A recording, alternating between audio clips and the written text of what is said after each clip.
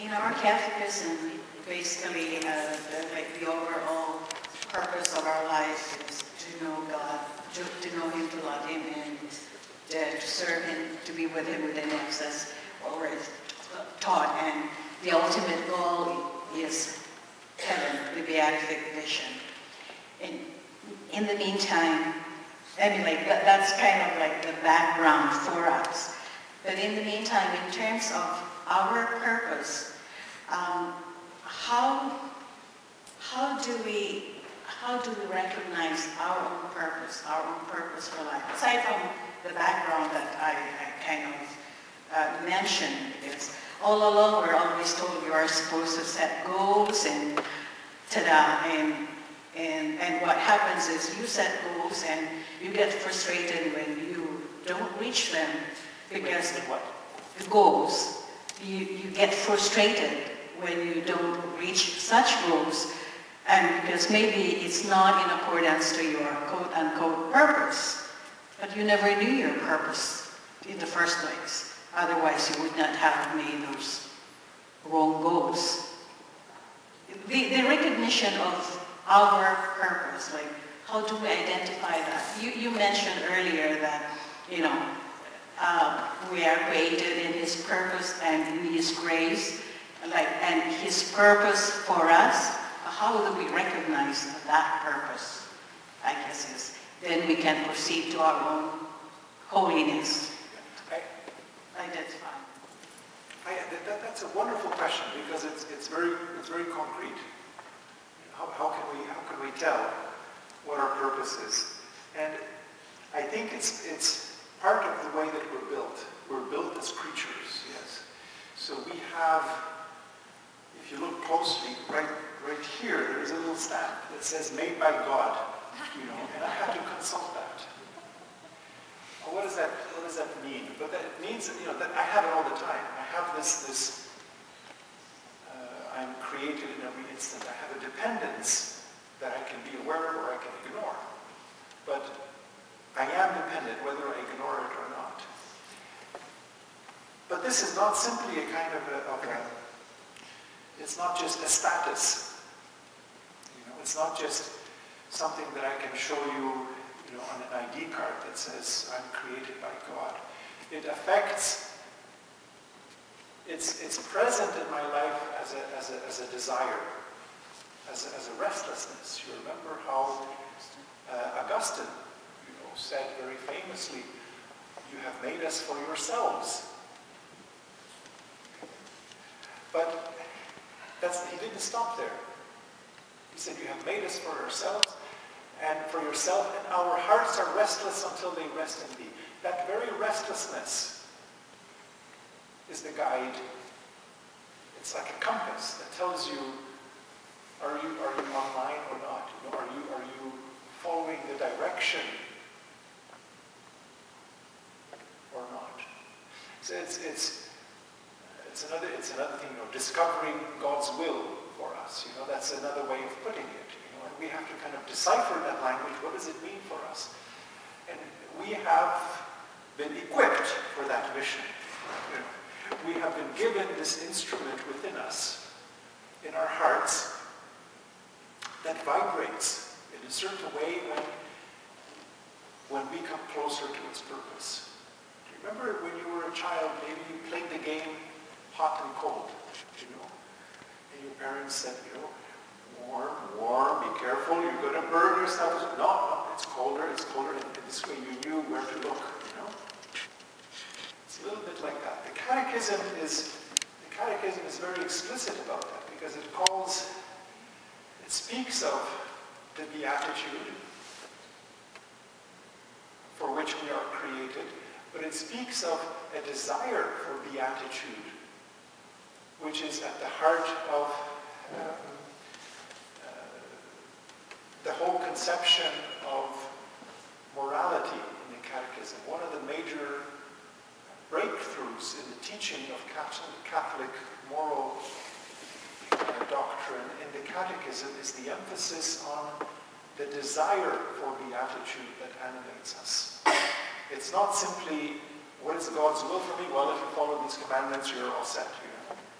But the Catechism also says that we have a desire for beatitude, a desire to be happy.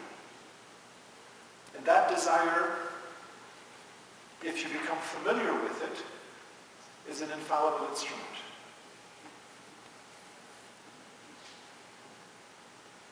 It still doesn't steer me to my purpose. Of course it does. Because if your purpose is to fulfill that desire. So, John and Andrew were guys that were interested in their lives. Okay? They weren't just interested in partying. They wanted to know more deeply about the purpose of their lives. They were on the lookout for their destiny. Okay? So that's why they were hanging out with John the Baptist. When they met Christ, or when Christ was pointed out to them, they said, well, let's go up and check him out. And Jesus doesn't say, all right, you follow me, here I am, I'm the Messiah. He respects their freedom. He says, what do you want? So they started asking questions. Where do you live? So these are all questions related to the purpose of their lives. Because they approach that with a great seriousness, yes, with maturity. And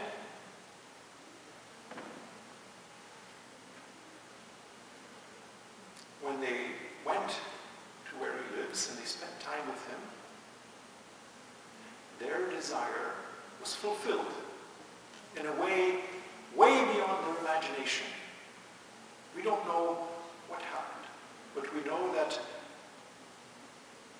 the time spent together resulted in their certainty that they had found the Messiah. And that, finding the Messiah, encountering the Messiah, fulfilled the purpose of their lives. That was the encounter that was decisive in their lives. Do they know then? Do they know then that that was the purpose?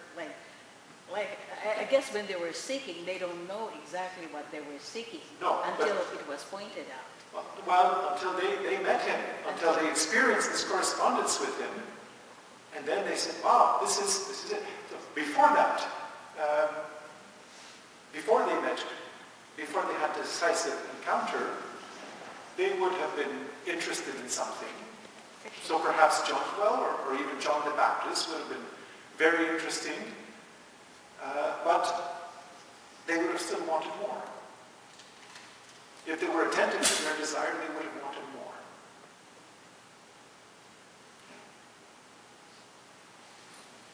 If I may, I would add, seeking for a purpose and goal is not a direct recognition, but it is a reflection.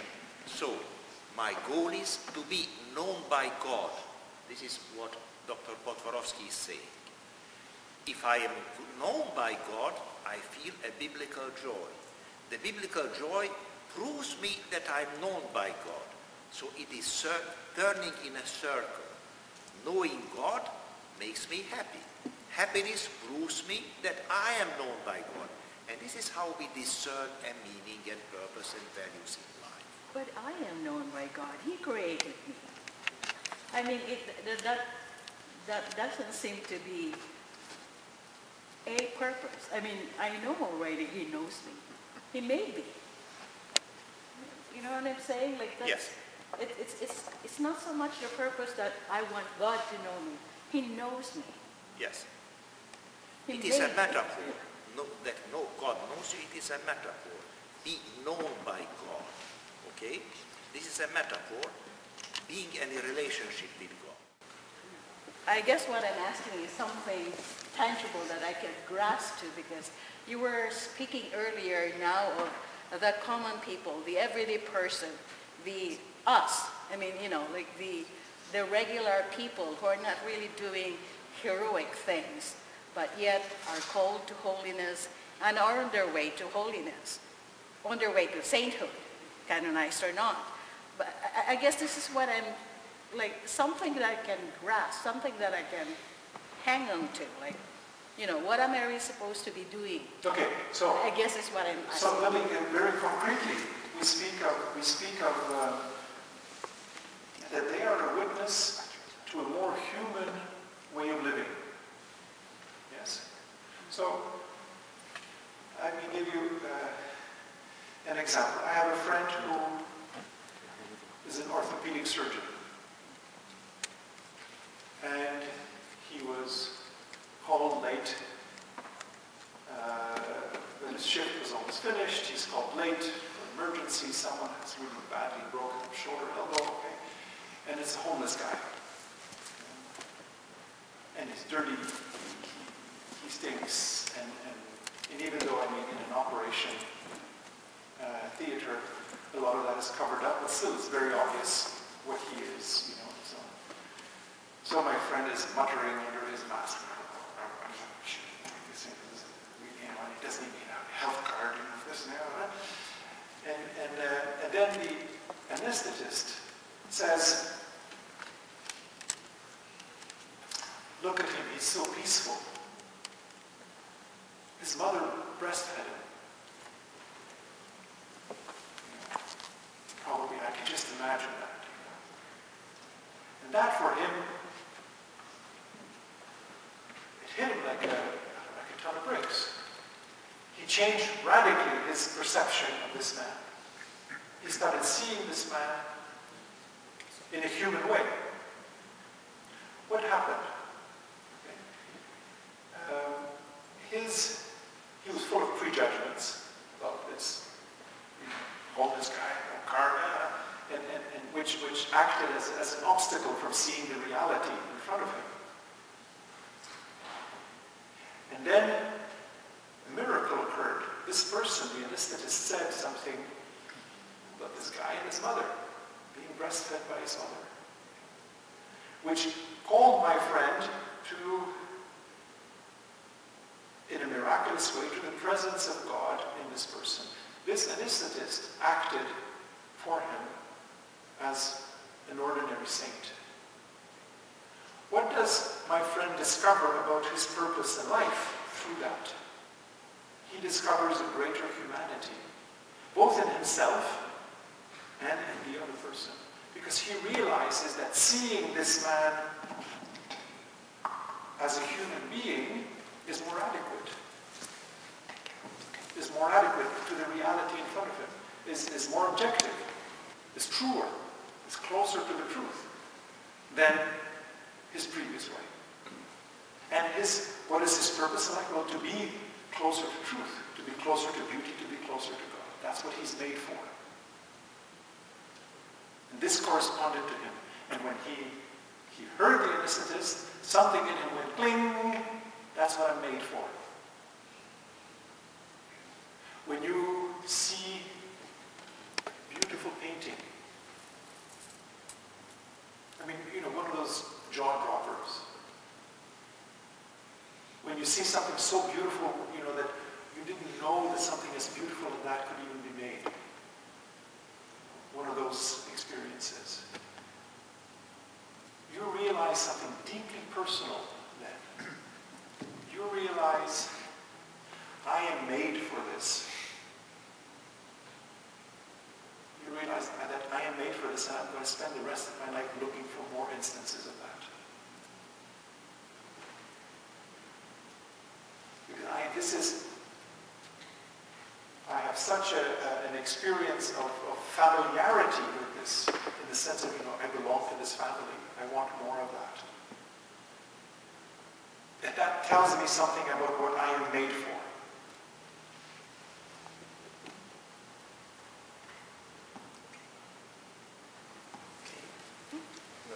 Okay, now we have a microphone.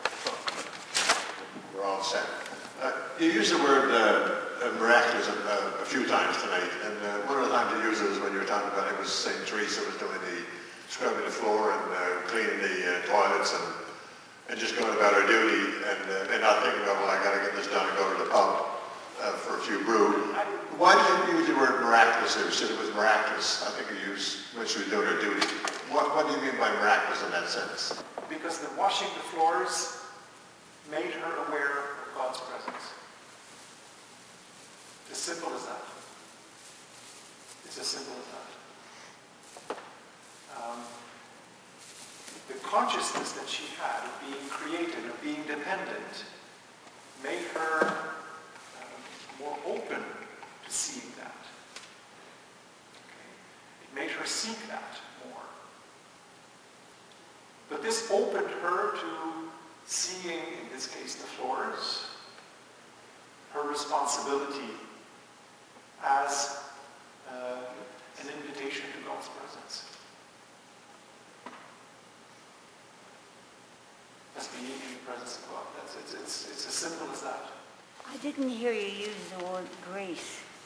And the way I understood God, at baptism we received His grace. And from then on, we receive God's grace in everything we do. But the way I look at it, I was raised that we could say the morning offering. And everything I did all day, I was asking God to give me His grace for everything I did. And this is how I found surprising tonight. I didn't hear you say the word grace. And that, to me, is what builds us up to become better people and gain God's love, and get to know Him better. Everything we do, we can offer it up and ask Him to accept our work. And through that, we get God's grace and His love. What's the question? The question is why you didn't stress that. To me, I was waiting for that to say that if we want to get to know God more, we go to church and sacraments. And in the morning, that's the first thing you do if you say your morning offering. Yes. So we're offering up our whole day, good and bad. And then at the end of the day, talk to God and ask Him how we did. And I feel we gain grace or lose grace by our actions. Well, I beg to differ. I used the word grace several times. Okay, and maybe you could hear it in the second row, but not the fourth one. I'm sorry. But certainly, and the whole, I would be nowhere in my topic without the awareness of grace. I think, as I stressed several times, that that holiness is not at all my own work or my own effort. No. It's entirely the grace of Christ. It's entirely the action of Christ, both as author and as consummator. You know, He calls, he does the action, and it's a matter of my participating in that. You know. I'm so glad that you mentioned offering. I think offering is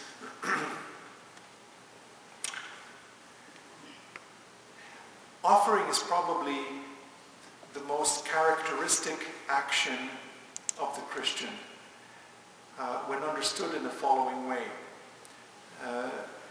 There is a kind of a perverse way of offering where you kind of, every time you offer, you kind of add up your brownie points, you know, on the side, and you kind of figure, you know, sometimes you keep, it ends up being an expression of your own boastfulness in that sense, you know.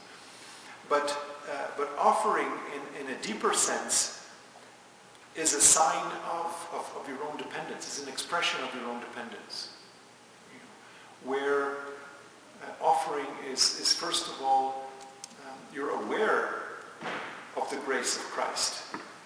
And then you ask that it be manifest in every moment of your day.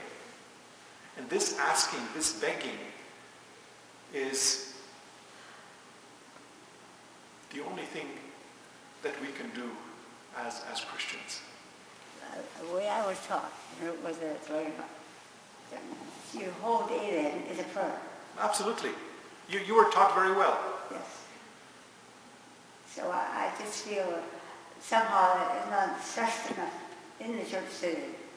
And maybe I'm wrong, but To me, I learned that when I was that high. You received an excellent education. You have nothing, you have no cause to complain about your education, and you should not go back and ask for your money back. They won't give it to you.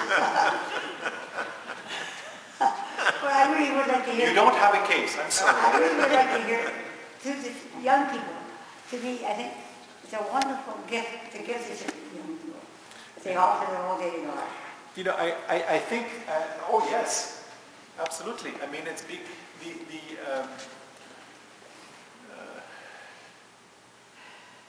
it doesn't have to be a long, stretched out thing.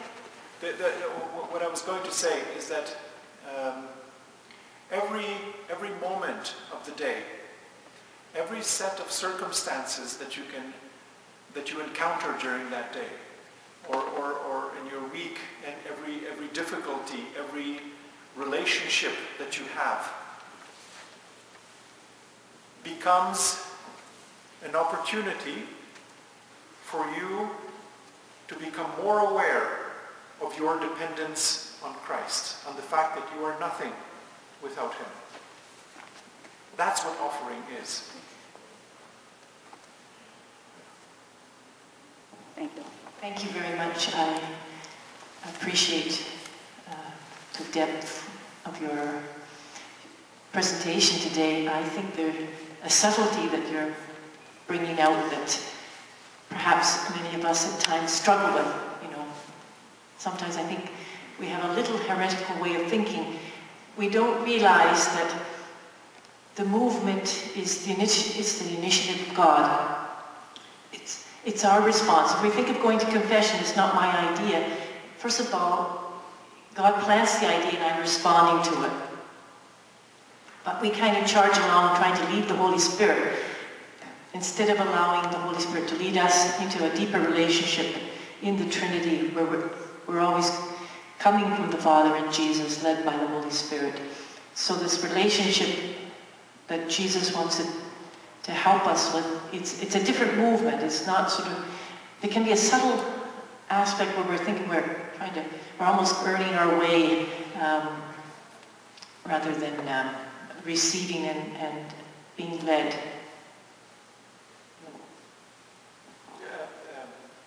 Sorry, what's the question? Is that something what you were trying to say a little bit? Yes. Yeah.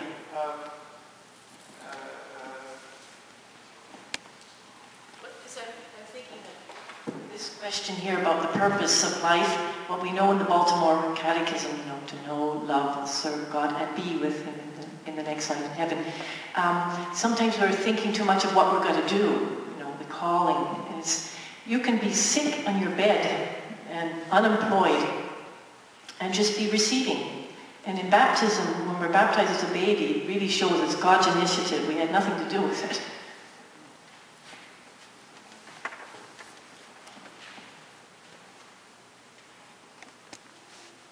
There was a time in my life where I was a bit depressed.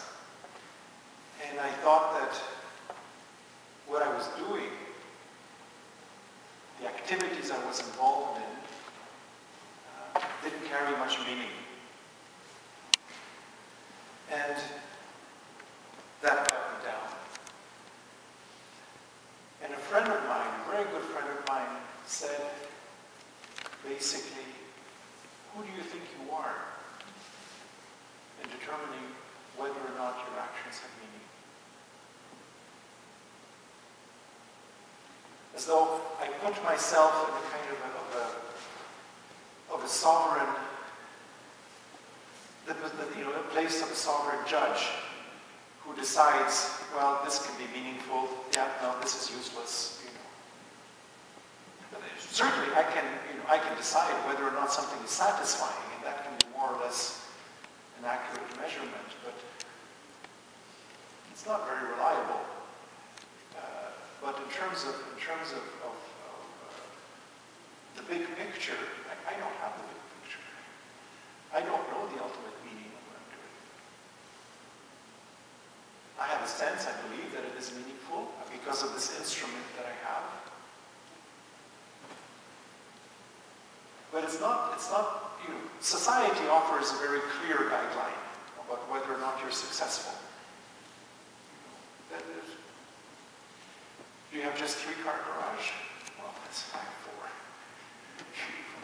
4. And I have the extra cars in the back. You know, that's success.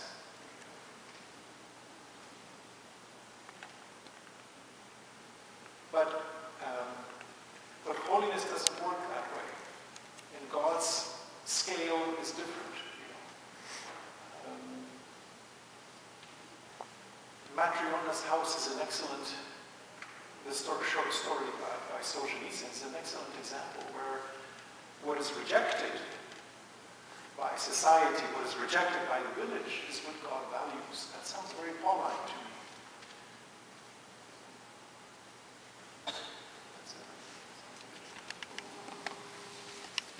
Who's the next? You mentioned that John Paul II had named or proclaimed more saints than any other, I think all the other popes combined. Do we know why? Was that done as an example for us to follow, or was it a reward for the people that lived a good holy life, or do we know why he... Oh, yeah. I think certainly it was for us.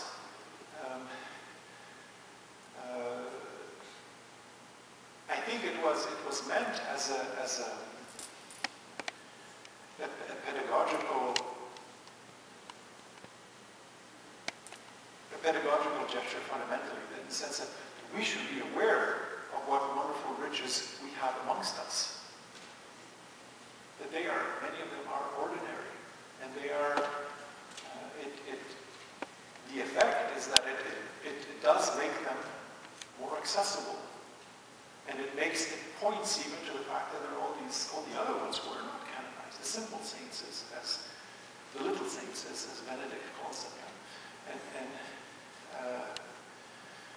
this has the effect of, I think, of bringing us closer to our own vocation to holiness. It makes us aware that this has to do with us. And also, by having such a variety, it tells us that it's possible to be holy in this context, in that context, and in this context. When you're small, when you're tall, even when you're fat. You know, it's possible. People have done it, and these are, and they're given for us. They're given for us. They're every saint is for the church. It's to witness to the church and to those who see the church of what a more human way of living. And so you see that it moves you. And you see aspects of it and you say, I want to be like that too.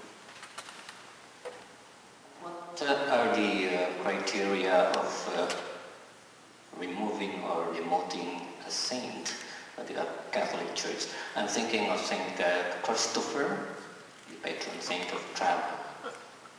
That's my first question. And my second question is about veneration of saints. According to the author, Matthew Kelly, who wrote Rediscovering Catholicism, the book, according to him, too much veneration is not good, because, or in place of imitation. Can you explain that further? Thank you. Well, for a short time, I thought that there was an opening in the Hall of Saints for someone with the name Christopher, but then he got reinstated. And the reason he was removed from the list was that initially it was thought that there was not insufficient historical basis for his existence. And then in his his case, even though there wasn't an overwhelming amount of evidence about his life, it was found that the legends, the stories about his life were so important, they were so, and so strong, that there had to have been a historical basis. It's not something that could have been invented that way. So on the basis of that judgment. And I think this is important because it shows us that in the process of canonization, the Church doesn't take this lightly. That saints are not fantasies. That it's not magical. It really is the case that these people lived and that they were real lives, real people. You know? So I think that's the first question. And I don't know this Mark Kelly and Matthew Kelly. I don't know him either. And I would say that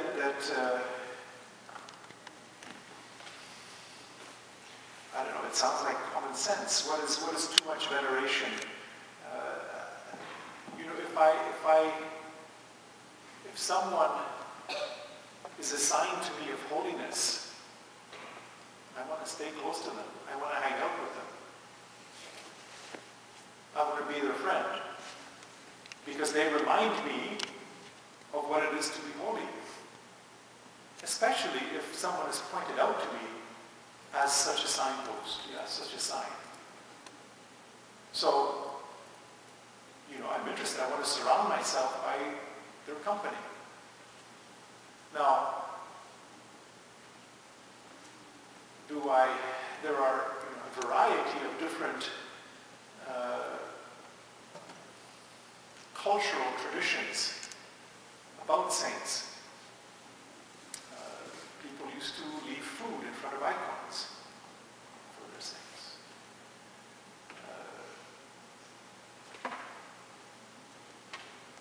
In a weird way, it makes sense. Because you want them to be friends. You want them to feel at home when you're home. You want to live in their company. There is a term for that. We say the communion of saints. But there is, as you look upon them as elder brothers, you know, I'm thinking of in some of the medieval cathedrals like Chartres or Notre Dame, the portals are sculpted in such a way that you have these statue columns. And you go in and they look down upon you. So they are, in a sense, greater than you are.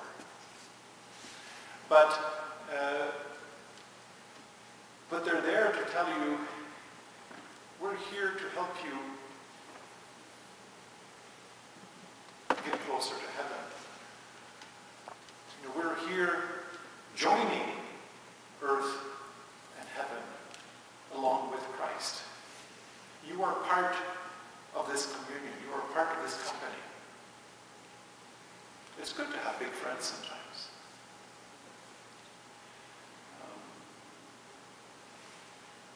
Possibly, he was, I mean, I don't know, I'm really guessing. Possibly he was saying that too much veneration is bad in the sense that if you know, alluding to some of the things I may have said at the beginning, you know, if you put them on such a pedestal, full of admiration for them, but in that very gesture you're saying, well, that's fine for them, but it has nothing to do with me. I'm just here to say how wonderful they are, you know. But holiness is not for me. I live in the real world. That's a problem. Sometimes we put too much emphasis on touching the statues as if it's like there's a miracle that will happen, and I'm not sure if maybe it's a cultural thing. Do you believe in that? I mean, perhaps it's a cultural thing also in our society to dismiss miracles, to say that that's just superstition. I think if we do that, we deprive ourselves of an extremely strong and powerful tradition in Christianity and tons of evidence that say the contrary.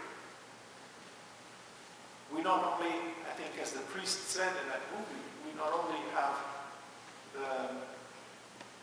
the right to ask for miracles, we have the duty. And I think that this goes against what we learn from society, which has dismissed miracles. And I think that a lot of theologians have dismissed the category of miracle as something which is quaint and belongs to a past age. It's part of the mythology of the New Testament. It's a metaphor for something else, for spiritual healing that you can't see. But I think that's really impoverishing something which doesn't warrant such impoverishment. I think miracles exist, and I think we're continually in the presence of miracles. But miracles continually ask also our freedom. It's not magic, it's not the same thing. Thank you. First of all, I just wanted to say thank you for such depth in your talk about saints. I never looked at saints in this way. I've always liked Mother Teresa. Actually, I named my daughter Teresa, her middle name. Because of the Lutez? Yes. I'd just like to ask about evangelization, actually. I see a bit of a problem. Like I see that evangelization works well with saints in that you look at their life and the way they live their lives is enough as an inner evangelization. You can see how they feel the presence of Christ within their lives and their work, and then you feel drawn to them in that way. But there's another way of evangelization where it's an outreach method where you reach out, and you see, I find myself, I go to a lot of these talks, and I really fall in love with my faith, but I find myself distancing myself from all the people around me. And when I come together in groups and family occasions, I feel myself very separated from everybody else, and I'm just dying to share my faith with them in some way. And I almost feel as if, well, I try to live a good life and follow examples of the saints.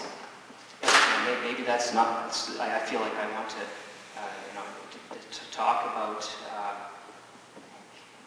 be a bit more outreaching to people around me. And so there's two methods here. I could just, be silent and try to, model, try to follow like a role, be as much inspired by saints as I could, or like there's a few people in my family I want to approach in some way, and I'm just wondering what kind of approach that you can take.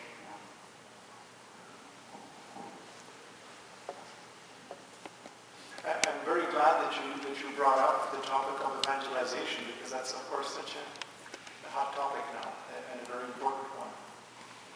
And I think the key for us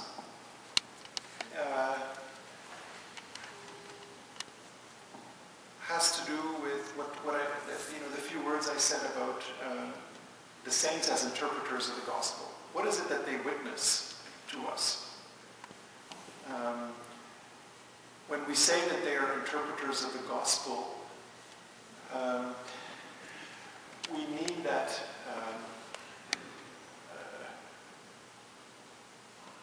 that they promote a more human way of living.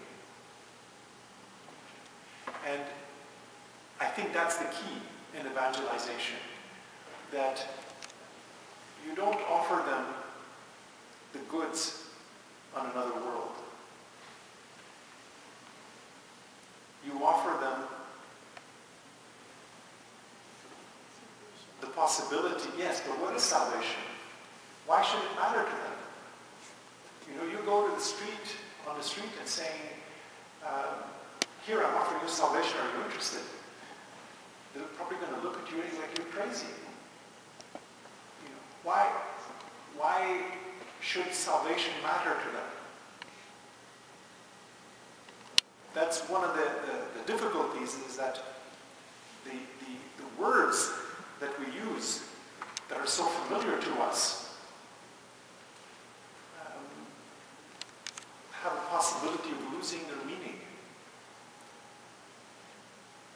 Salvation is the possibility of becoming what I was created for. Meaning to the fulfillment of my humanity. I think if you, this desire for happiness that we were talking about earlier, that's something that everyone has, whether they're Christian or not. And they'll go about it trying to fulfill it in a variety of different ways. Some will try and fulfill it by having an affair with their secretary. Some will drown their desires in alcohol. And they'll think that, as one person said, that when they felt that they had a bottle in their hands, they felt complete. They felt that something was wrong. They should have been born with the bottle. Now they felt complete. Because at least it brought me satisfaction. It eased the pain of living. Now it's a terrible way of going about things. But there is a very genuine desire in that. Namely, to be happy. That's the desire for beatitude that is present. It's the same desire. It's a desire that is present in everyone in Hastings. Now,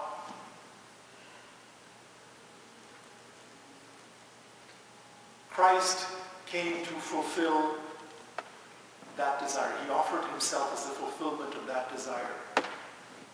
And I think in any discussion, in any encounter with someone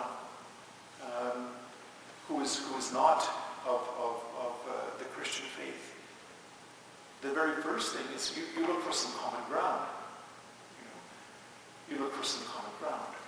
So you try to identify this desire to be happy. For me, fulfillment means happiness, and happiness means closer to God. That's all what we desire. Yeah. The time will come that God will call us. We want to be sure that we belong to Him.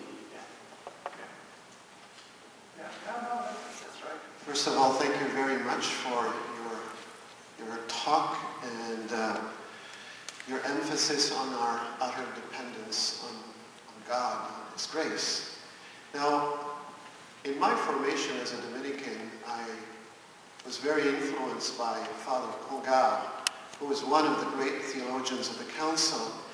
And he wrote a Summa on the Holy Spirit.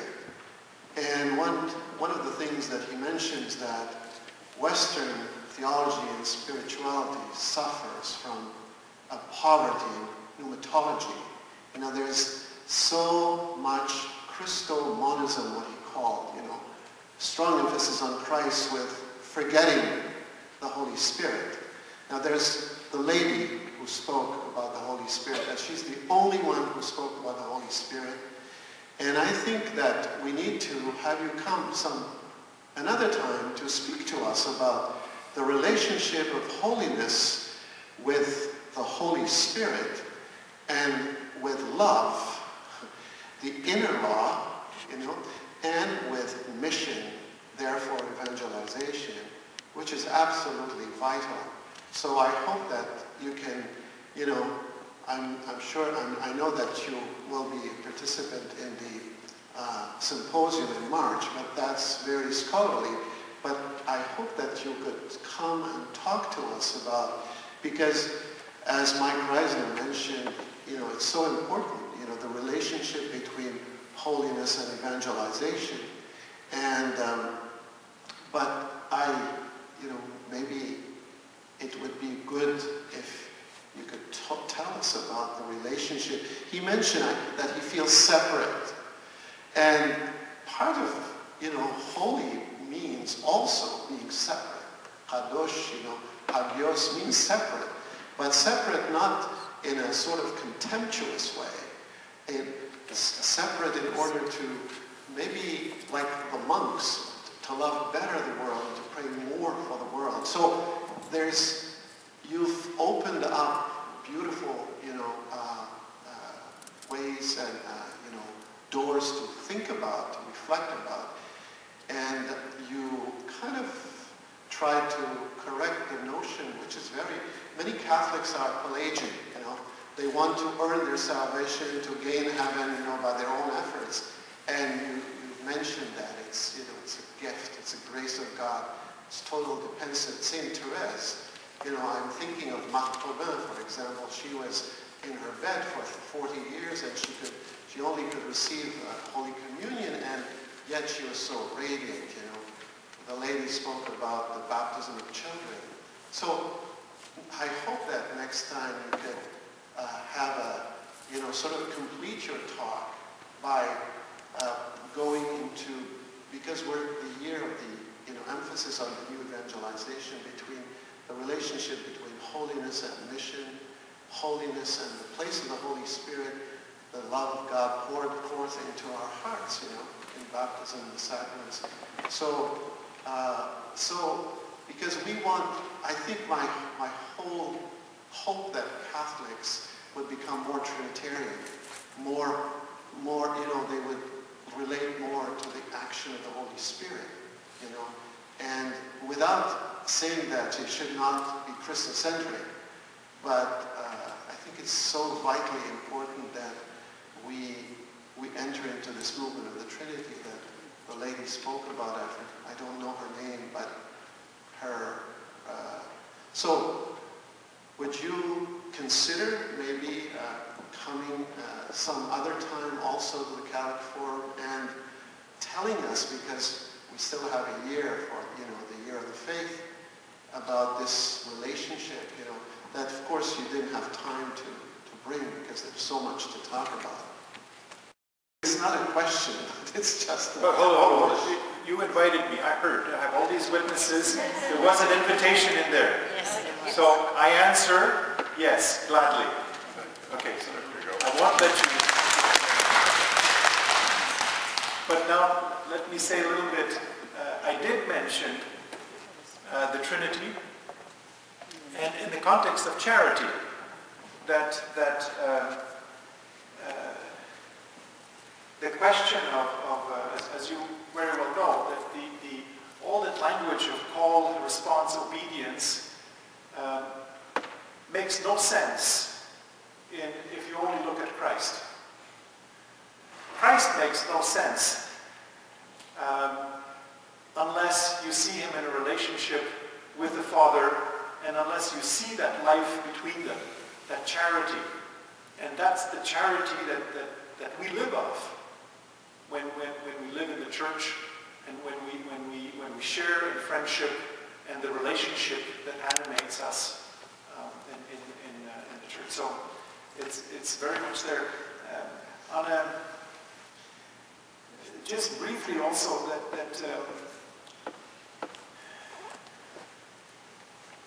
In the 20th century, the real work on Trinity was done by Balthasar. And this was not something that Congar was tremendously familiar with at that time. It was not part of his circle. And it took a while before that work kind of dribbled down into the church, to use a kind of a vulgar kind of a way. And he would not say the same today. I think people are much more conscious of, certainly theologians, there's a lot of stuff appearing, much more than there was 20, 30 years ago.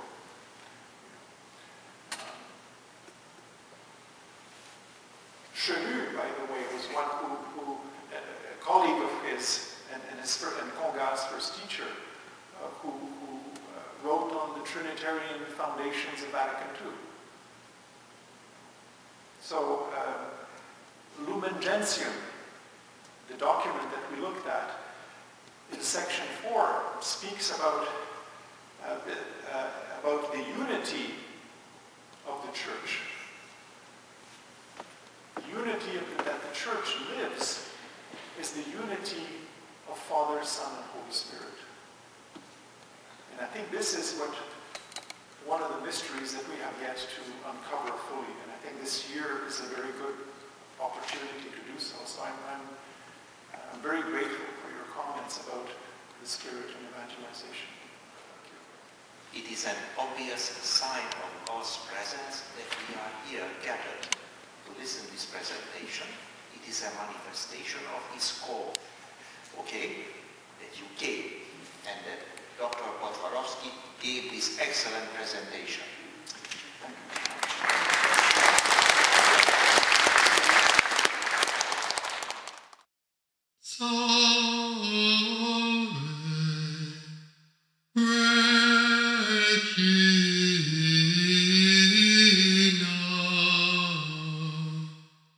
Mater misericordiae,